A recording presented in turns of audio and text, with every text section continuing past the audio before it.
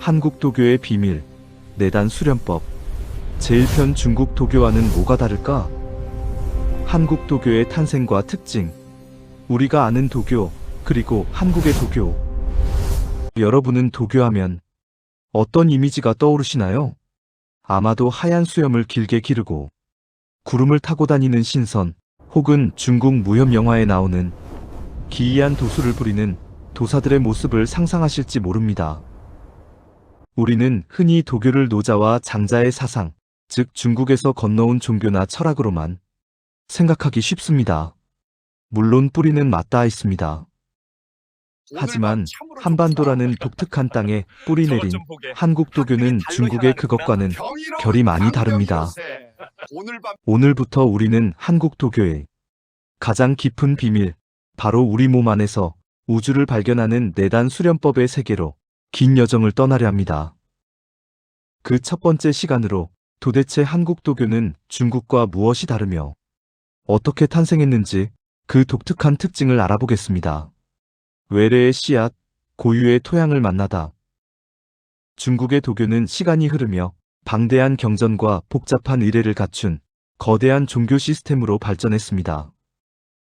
황제들은 불로장생을 위해 전국의 도사들을 불러 모았고 철학적 논쟁도 치열했죠. 하지만 한국은 달랐습니다. 도교라는 이름이 들어오기 훨씬 전부터 우리 민족에게는 우리만의 고유한 토양이 있었습니다. 바로 산을 숭배하고 자연과 하나 되기를 꿈꿨던 신선 사상입니다. 생각해 보십시오. 우리의 건국 신화인 단군 신화부터가 그렇습니다. 곰과 호랑이가 사람이 되기 위해 굴 속에서 쑥과 마늘을 먹으며 수련을 합니다. 이것은 단순한 신화가 아니라 이미 고대부터 우리 민족이 내면의 변화와 인내를 통한 초월을 추구했다는 강력한 증거입니다. 중국의 도교가 체계적인 이론으로 들어왔다면 한국은 이미 삶 속에 녹아있던 자연스러운 믿음 위에 도교라는 이름을 얹은 셈입니다. 이것이 가장 큰 차이점입니다. 한국 도교의 정체성, 풍류도. 이 독특한 한국적 특성을 신라의 대학자 최치원 선생은 아주 멋진 말로 정의했습니다. 바로 풍류도입니다. 바람처럼 흐르는 도라는 뜻이죠.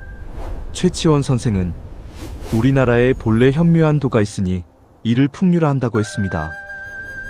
흥미로운 점은 이 풍류도가 유교, 불교, 도교가 들어오기 전부터 있었으며 나중에 들어온 이 세 가지 종교의 가르침을 자연스럽게 모두 포함하고 있다는 것입니다.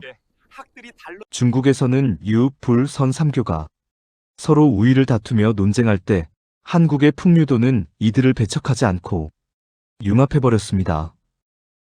충과 효를 다하면서도 유교, 마음을 비우고 불교, 자연과 하나 되어 논의는 도교 3. 이것이 한국 도교의 핵심입니다. 딱딱한 교리나 엄격한 규율보다는 멋과 여유를 알고 예술과 자연을 사랑하는 삶의 태도, 그 자체가 수련이었던 것입니다. 왜 내단으로 향했는가? 그렇다면 이러한 한국적 특성이 어떻게 내단 수련으로 이어졌을까요?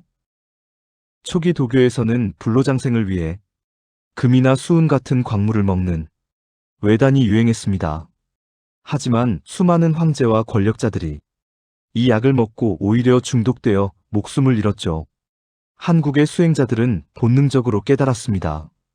진짜 보물은 밖에 있는 것이 아니다. 자연과 하나됨을 추구했던 풍류도의 후예들은 내 몸이 곧 작은 우주소우주라는 것을 알았습니다.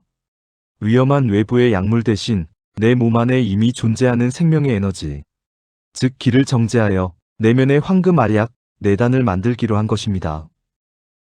한국의 내단 수련은 중국처럼 복잡한 이론 체계보다는 실제 몸으로 느끼고 체험하는 실천적인 수행을 중요시하게 된 이유가 바로 여기에 있습니다. 내 안의 우주를 향한 첫걸음. 정리하자면 한국 도교는 중국의 것을 그대로 베낀 아류가 아닙니다. 우리 민족 고유의 신선 사상과 풍류도라는 튼튼한 뿌리 위에 도교라는 외래 사상을 주체적으로 접목해 피워낸 독창적인 문화입니다. 그리고 그 정점에는 내 몸을 변화시켜 우주와 소통하려는 내단 수련법이 있습니다.